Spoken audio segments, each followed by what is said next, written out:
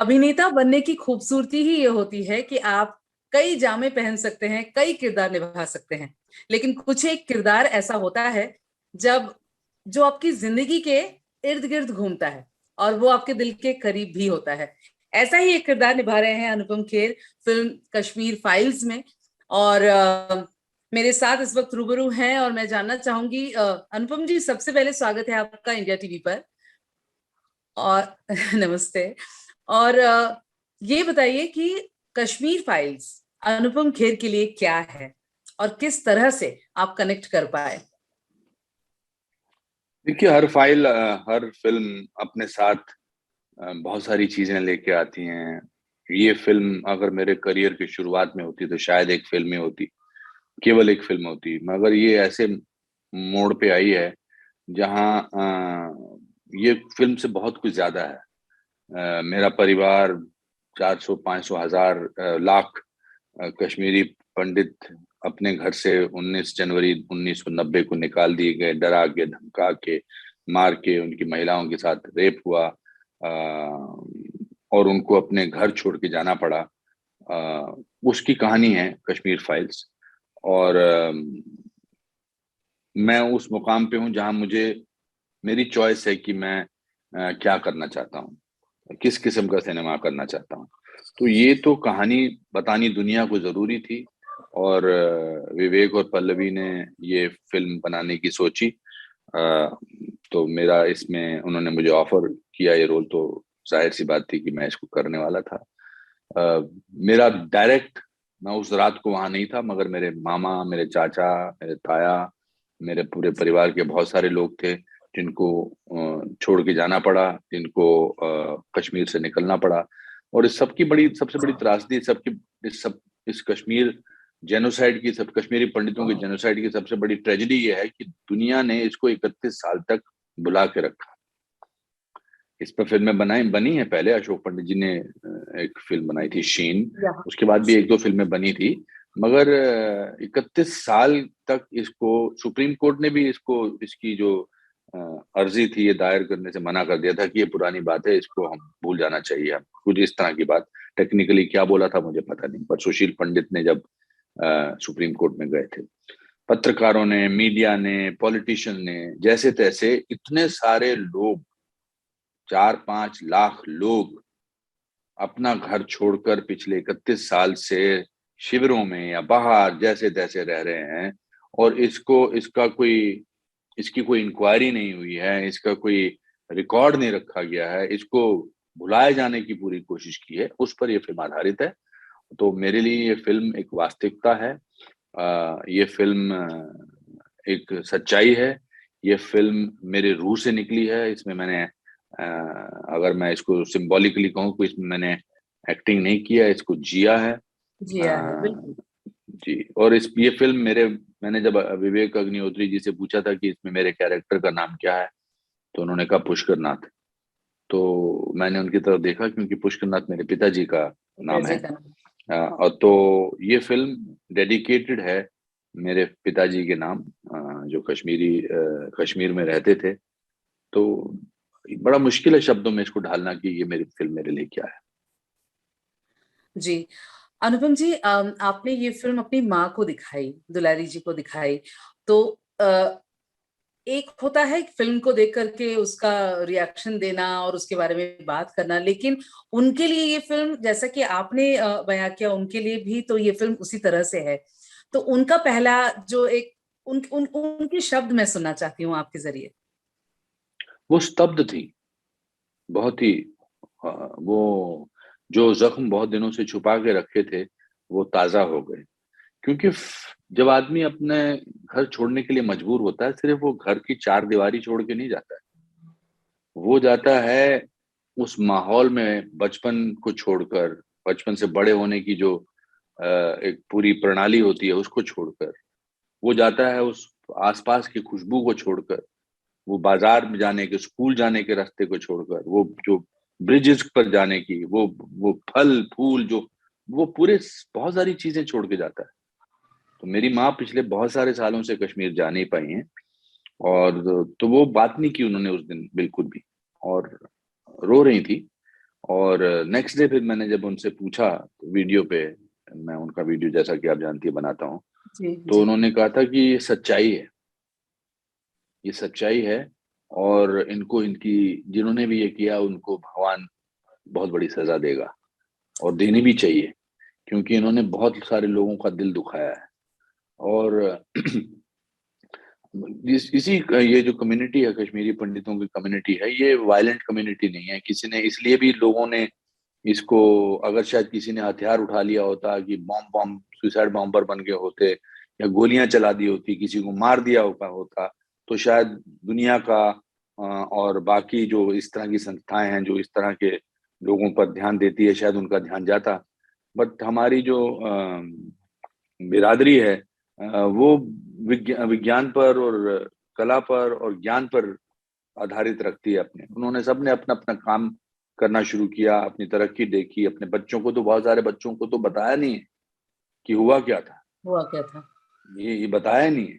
तो बट ऐसा नहीं है कि ये बताया नहीं तो, और जो हुआ है तो उसको छुपा गया तो उसको वो याद नहीं रहेगा।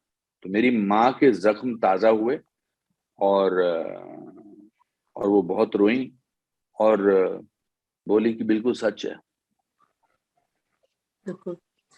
बहुत सारे ऐसे किस्से, बहुत सारी ऐसी बातें, जैसे आपने कहा कि वो सिर्फ पलायन नहीं था, वो वहां की गलियां, वहां की खुशबू, फूल पौधे, सब कुछ जो है वो एक एक चीज नहीं, आपके पलायन जहन तो में इसको होती। कह ही नहीं सकते, इसको इसको पलायन नहीं कह सकते, ये जेनोसाइड था।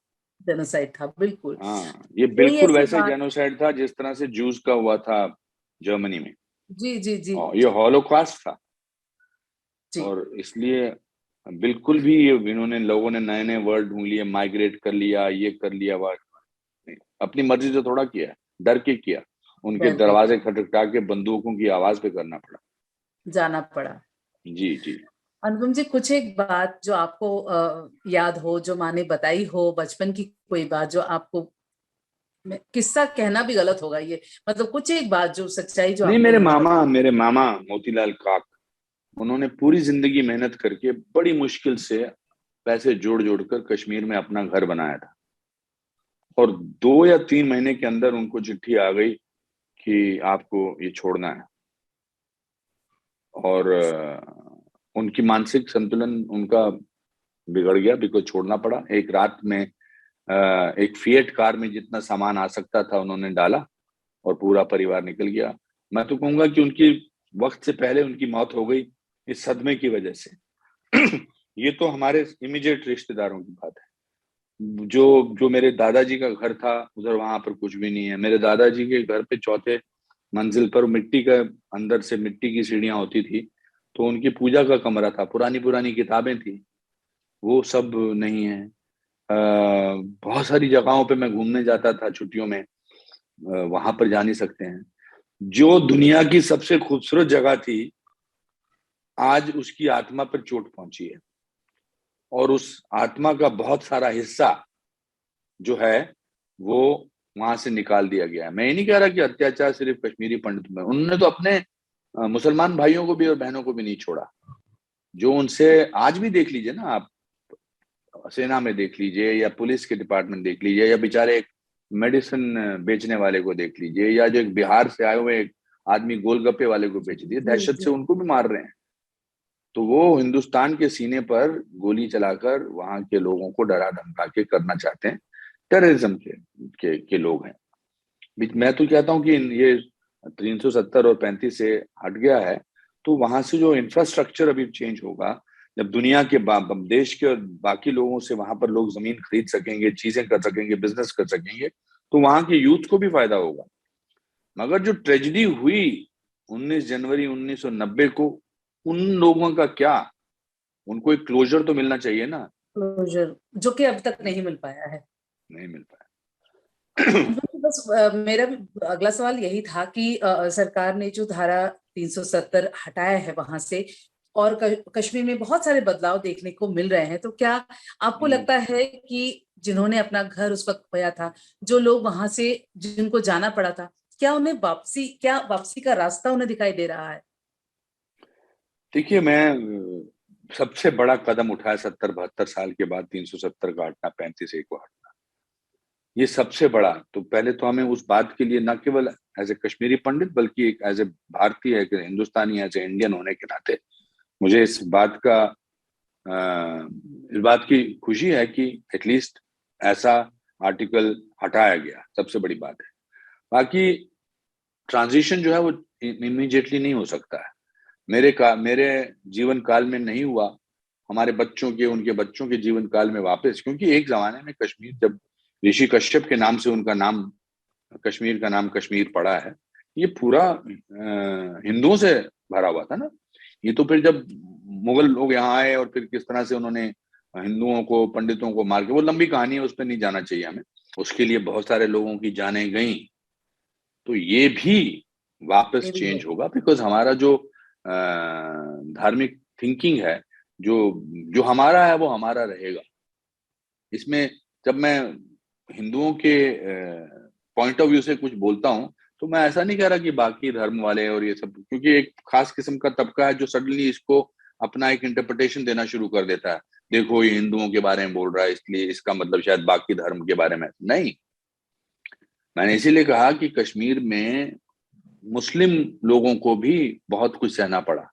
मैं चाहता हूं कि आज जो भारत के बाकी शहरों में जो इंफ्रास्ट्रक्चर का, जो प्रगति का, जो इम्प्रूवमेंट का जो फायदा हो रहा है, वो कश्मीर के नवयुवकों को, नवयुवतियों को क्यों नहीं होना चाहिए?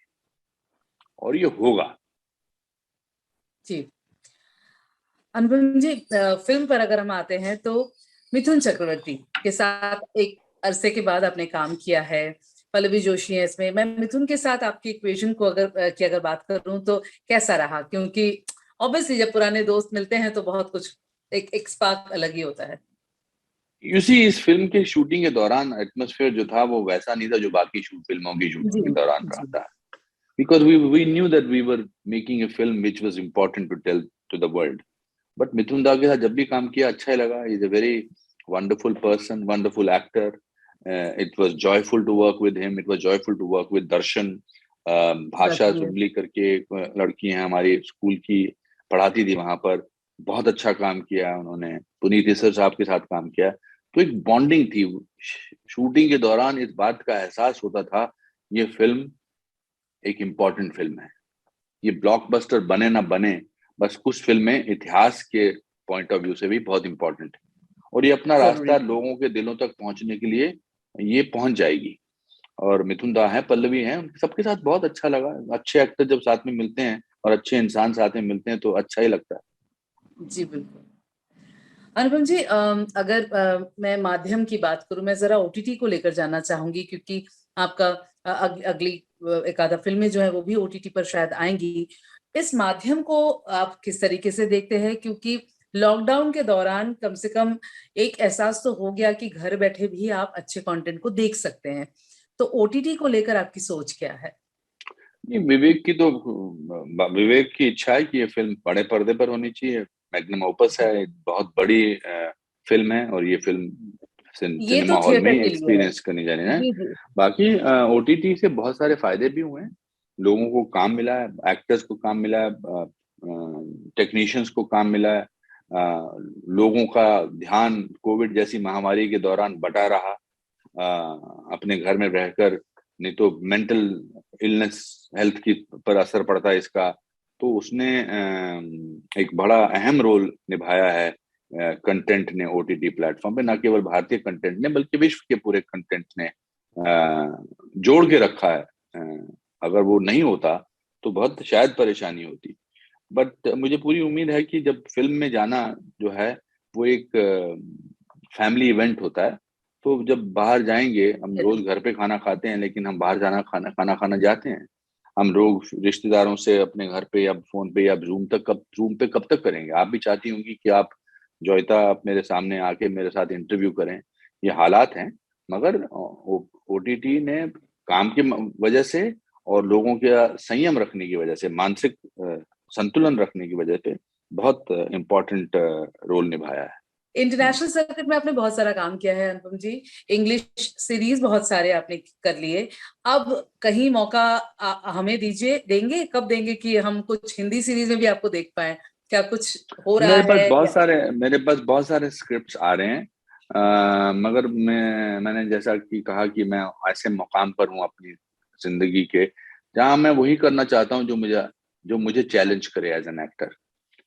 काम तो मैं अपने आप क्रिएट कर ही लेता हूँ। मैंने 2 सालों में, ये जो 2 साल हुए उसमें मैंने 3 फिल्में कर ली। सूरज बड़जात्या जी की फिल्म बड़े पैमाने पर हुई है, एक मैंने अमेरिका जाके फिल्म कर ली, एक इससे पहले मैंने फिल्म की है, मैंने किताब लिख डाली। काम मैं क्रिएट करता रहता हूँ, जिसको काम करना होता है। मेरे दादाजी कहा करते थे, busy man has time for everything. But अच्छा कुछ बने, जो बने बेशक हिंदुस्तान से, लेकिन होना है उसका इंटरनेशनल लेवल पर उसकी एक्सेप्टेंस हो। तो ऐसा कुछ अच्छा सा स्क्रिप्ट आए तो मैं जरूर करना चाहूंगा। 2-3 स्क्रिप्ट्स हैं जो मैं पढ़ रहा हूँ, जिसकी मुझे उम्मीद है कि उनमें से एक आधा मैं फाइनलाइज कर दूंगा। क्या बात है, बहुत बहुत शुक्रिया आपका। और आज बिल्कुल अनइंटरप्टेड हमने बात की, बहुत अच्छा बात किया। हाँ, और जैसा कि बहुत आपने अच्छा लगा। हाँ, आपसे हमेशा अच्छी ही बात होती है। बहुत बहुत आप तो मेरी फेलो एक्ट्रेस हैं आप। जी नहीं नहीं बिल्कुल। और आपने जैसे कहा कि मिलकर के बात करेंगे, वैसे बात करने का और वैसे इंटरेक्ट करने का मजा ही कुछ और जी एब्सोल्युटली होगा, ऐसा जरूर है। होगा।